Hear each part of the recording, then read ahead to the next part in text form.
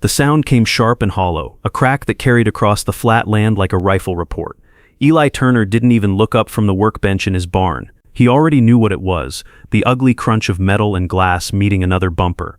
His stomach dropped same as it had before. Sure enough, when he stepped outside, boots crunching gravel, he saw it. His brand new mailbox, barely 2 weeks old, folded in half like a soda can at the edge of his ranch driveway. The post bent at a crooked angle, the door hanging open like a busted jaw. The white SUV from the neighborhood patrol slowed for a heartbeat, then kept rolling, taillights glowing red as if nothing had happened. Eli stood there, jaw tight, 51 years old, broad shoulders hardened by a lifetime of work. And yet here he was, helpless against a pack of self-styled cops who couldn't keep their vehicles between the ditches. He rubbed a hand down his face. This wasn't the first time. It was the fifth. His neighbor Gloria Mullins stopped when she saw the wreck. She was walking her terrier along the other side of the road, hat pulled low against the evening sun. "Again," she called, voice full of disbelief. "Fifth time," Eli said, voice flat. Gloria shook her head. "They must be doing it on purpose. Nobody clips the same mailbox 5 times unless they're blind." "Blind or just don't give a damn," Eli muttered. He'd tried to shrug it off at first. The first crash he blamed on luck. The second, maybe the roads. By the third, he suspected something uglier. And by the fifth, he knew someone didn't respect him. That night at the dinner table, his wife Lena tried to calm him. "Maybe just move the mailbox closer to the house," she suggested gently. "That way they can't hit it." Eli shook his head. "Not the point. They'll find a way to wreck it no matter where I put it. I won't let them shove me around."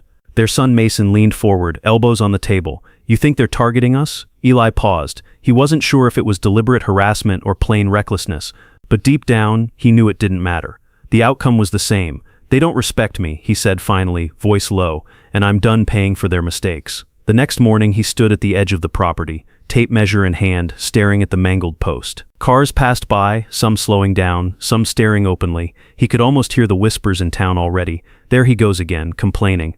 Why doesn't he just drop it? Eli never lets anything go. But letting go wasn't in his nature. He had grown up in Wichita Falls, son of a factory man, spent years on drilling rigs before scraping together enough to buy this patch of land. He knew what it meant to fight for what was his. He knew what it meant to stand when others wanted him to bow. As sweat rolled down his neck under the Texas sun, Eli made a decision that would change everything. He was done playing nice. Eli hadn't meant to become the man people whispered about at the feed store, but by spring his name seemed to hang in every corner of town. Folks couldn't pass him in the aisles without a sideways glance, couldn't pump gas without murmuring about that rancher who kept losing mailboxes. It was never said kindly, always with the tinge of gossip. He kept his jaw tight and his eyes forward, though every word settled like grit under his skin. When he brought the issue up at the next HOA meeting, Gregory Harlan, the silver-haired chairman, leaned back in his seat with that politician's smirk of his. "These roads are tight, Eli. Mailboxes get clipped now and then. Happens everywhere. Not 5 times in 6 months, Eli said, voice rising despite himself. "You call that normal?" The room went quiet. A few neighbors avoided eye contact, suddenly busy with their phones. Others shifted uncomfortably, not wanting to be dragged into it. Gregory shrugged, his sport coat creasing like he'd rehearsed the gesture. "It's part of living out here. Maybe move your post back a few feet. Give the drivers more space. That'll solve your problem." Those last words stuck with Eli like a thorn. Solve your problem. As if the mess wasn't theirs to own, as if he was the nuisance, not the victim. That night he slammed his truck door so hard the window rattled. Lena met him on the porch, concern etched in her face. "What did they say?" He ground out the words through clenched teeth. "Nothing. They don't give a damn, not a single one." She tried to soothe him, telling him not to waste his strength, but Eli couldn't shake the sting of being dismissed. It wasn't just about metal and wood anymore. It was about respect. Even in town, the talk followed him. At the grocery store in Abilene, an older rancher named Silas Crane stopped him in the bread aisle. "I've seen your mailbox keep getting hit. You sure they're not doing it on purpose?" Eli hesitated. "If I say that out loud, I sound paranoid."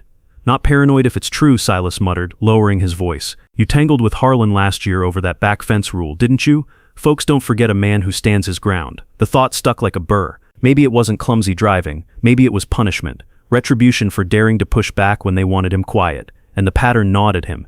Every mailbox he replaced stood fresh and bright against the roadside, until within weeks another patrol SUV turned it to scrap. Other mailboxes along the stretch leaned crooked, rusted, half-sunk in mud, but they never got touched. Only his. By the 5th time, Eli didn't just see accidents, he saw a message, a dare. At night he'd sit on the porch, arms crossed, watching headlights drift past. Mason would join him sometimes, restless and angry. "They think you'll give up," the boy said once, voice barely louder than the cicadas. Eli's eyes stayed locked on the road. Then they don't know me. The tension boiled over at the next HOA meeting. The room smelled of old coffee and disinfectant. Folding chairs lined up under buzzing fluorescent lights. Eli sat near the back, fists clenched in his lap, waiting his turn. When Gregory finally called for comments, Eli stood. That's the 5th mailbox this year. Same story every time. Patrol car runs it over. Nothing gets done. I'm asking why the people we pay to protect our neighborhood keep destroying my property. A ripple went through the crowd. Some looked down at their shoes. Some leaned forward, curious. Gregory's smile thinned. Accidents happen. These patrols are volunteers. They do their best. Volunteers don't drive SUVs with flashing lights, Eli shot back. Volunteers don't cost me 5 mailboxes in half a year. The room tightened, the air heavy. A man in the second row muttered something to his wife. She shook her head quickly, warning him to stay quiet. Gregory raised his voice just enough to reassert control. Look, we can't reimburse every resident for every accident. If we did, the HOA would be broke. Like I said, move your mailbox back and it'll solve your problem. The words struck Eli like a slap. He stared at Gregory, every nerve alive with fury, then finally spoke low and steady. That box is on my land. It's not in the road, it's where it belongs and you know it. For a moment the room went still. Then Silas spoke from the back, voice gravelly but clear. He's right. I've lived here 30 years. Never seen anything like this. Somebody's mailbox keeps getting hit over and over. That ain't normal. The board fidgeted. Gregory forced a stiff smile, and the meeting moved on. Eli left before it ended, boots echoing down the hall as whispers trailed behind him. Out in the parking lot, Silas caught up. You gave it to him straight in there. Don't let him twist it on you. He's protecting them, not you. Eli nodded slowly, eyes narrowing toward the horizon. Then I'll protect myself. But the truth was already taking root. If no one else was going to stand up for him, he'd have to build something they couldn't ignore. By late spring, the decision pressed down on Eli like weight he couldn't shrug off. Every day he walked past the wreckage of that bent post. Every evening he sat on the porch staring at the stretch of road, and the thought circled back to the same place. He wasn't going to wait for anyone else to fix it. He wasn't going to spend another dime replacing junk metal just to see it flattened under another patrol SUV. If they wanted to keep testing him, then this time the mailbox would test them back.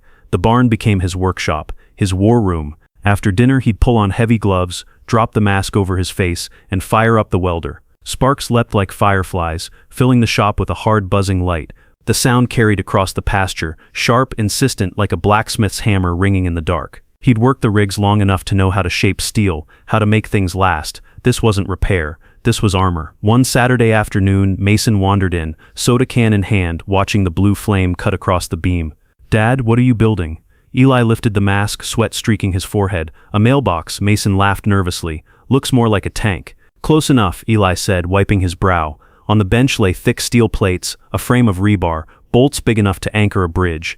Beneath cedar planks stacked neatly in the corner, the skeleton of something brutal was taking shape. From the outside it would look ordinary, just another country mailbox, maybe even rustic. But inside, it would stand like a fortress. Lena found him there that evening, hands still wrapped in leather, sparks fading from the torch. You really think this is the answer? She asked quietly. Eli didn't hesitate. I know it is. Her arms folded tight, worry etched across her face. What if someone gets hurt? They've been hurting me, Lena. Every time they run over my property, they're telling me it doesn't matter. If they hit this one, they'll finally understand how it feels. The barn went silent except for the hiss of cooling metal. She let out a long breath. I just don't want this to get worse. Eli softened his tone, but not his resolve. I'm not looking for worse. I'm looking for peace. And peace comes when people know they can't push you anymore. Word of his project spread faster than he expected. By the following week, neighbors were drifting in, curious eyes darting toward the steel beams and cedar planks. Silas stopped by, leaning on the doorframe, watching the grinder spit sparks. You're serious about this? Silas asked. Dead serious, Eli said without looking up. Silas scratched his chin. Folks will call you stubborn. Maybe a genius, maybe a fool. Probably both. Let 'em, Eli replied. I'm not building this for them. When installation day came, the heat pressed down like a hand on his back. Eli dug a trench along the roadside, mixed concrete in a wheelbarrow, and poured it in layers. The steel post went 3 feet into the earth. Bound in rebar, the skeleton of a monument no SUV could topple. By nightfall, the foundation stood solid, waiting for its disguise. Over the next few days, cedar planks covered the steel bones. Sanded and stained, it looked almost plain, another weathered box on a country road. But when Eli stepped back to study it, he saw something more. He saw a line in the sand. Mason whistled low. Looks normal. That's the point, Eli said, wiping his hands on his jeans. Looks ordinary, but it's not. Let's see them knock this one down. The neighbors noticed quickly. Gloria Mullins passed by with her terrier, pausing just long enough to squint at the new box. Another replacement, she asked, suspicion in her tone. Eli gave her a polite smile. Yeah, let's hope this one lasts. She walked on, but he caught the curiosity in her eyes. Whispers would follow soon enough, but for the first time in months, he didn't care. That night, he sat on the porch with Lena, a glass of sweet tea sweating in his hand. He stared at the mailbox down by the road, cedar glowing faintly in the porch light. For once, the sight didn't fill him with dread. For once, he almost wanted a patrol car to try, and he wouldn't have to wait long. The crash came on a Thursday afternoon. Eli was in the barn, oiling a saddle when the sound ripped through the air. Not the thin metallic crunch he'd grown used to, but a heavy, bone-deep thud like steel colliding with stone. He froze for half a second, then dropped the rag and sprinted toward the road. A white HOA patrol SUV sat crooked on the shoulder, steam curling out from under its buckled hood. The bumper sagged, headlights shattered, plastic scattered across the gravel. And there, standing proud and untouched, was Eli's new mailbox, cedar gleaming in the sun as if it hadn't even been brushed. The driver, a young man Eli didn't recognize, sat gripping the steering wheel, eyes wide and dazed. Slowly he shoved the door open, stumbling out as though he'd been blindsided in a football game. Eli walked up, boots crunching in the gravel. "You all right?" he asked. The man blinked, rubbing his forehead. What the hell is that thing?" Eli didn't answer right away. He glanced at the mailbox, flawless and solid, then back at the crumpled SUV. For the first time in months, a slow smile pulled at his face. "It's a mailbox," he said simply. Neighbors began to gather. Gloria came jogging up, her terrier straining on the leash. Her eyes darted from the wrecked SUV to the sturdy post. "Lord have mercy, Eli, that thing didn't even move." "Wasn't supposed to," Eli said. The driver shook his head, still rattled. "I barely clipped it. Thing tore the front of my truck apart. You can't put something like that on the road. You can't keep running over my property," Eli shot back. "That's the real problem." More neighbors arrived, murmuring, pointing. Silas leaned on his cane and chuckled. "Looks like you built yourself a fortress, Turner. Damn thing'll probably outlast the house," but not everyone admired it. Edith Reynolds, sharp-tongued as ever, shook her head. "You'll get yourself sued, Eli. What if somebody gets hurt?"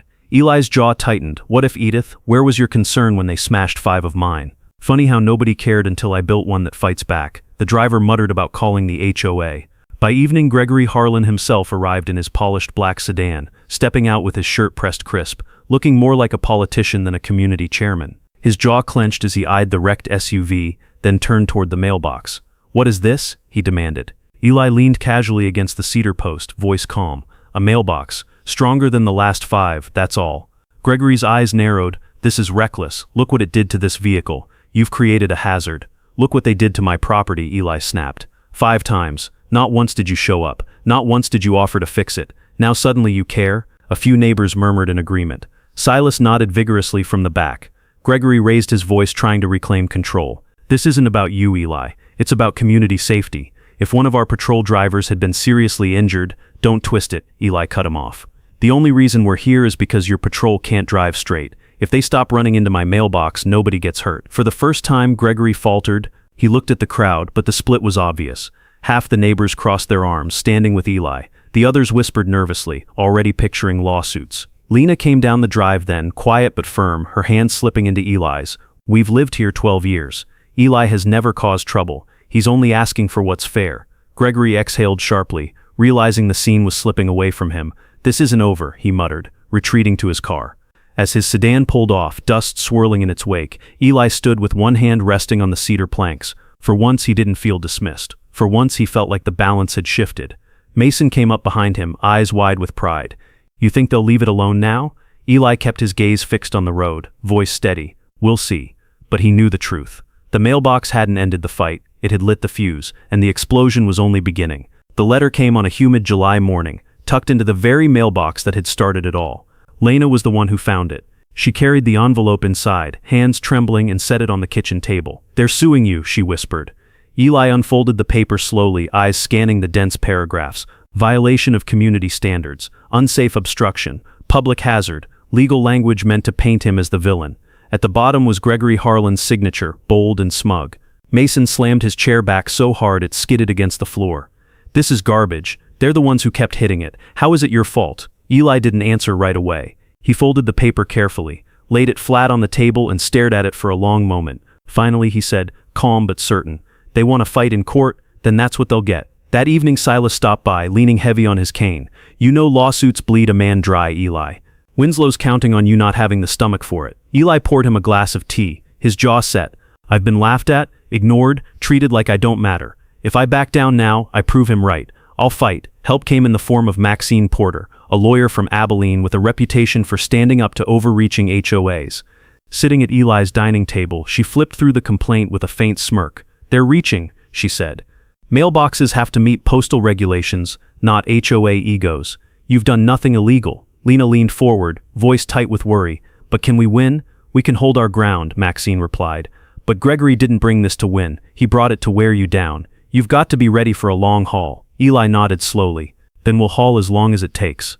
The weeks that followed were thick with tension. Some neighbors stopped waving. Others slipped notes of encouragement under the door.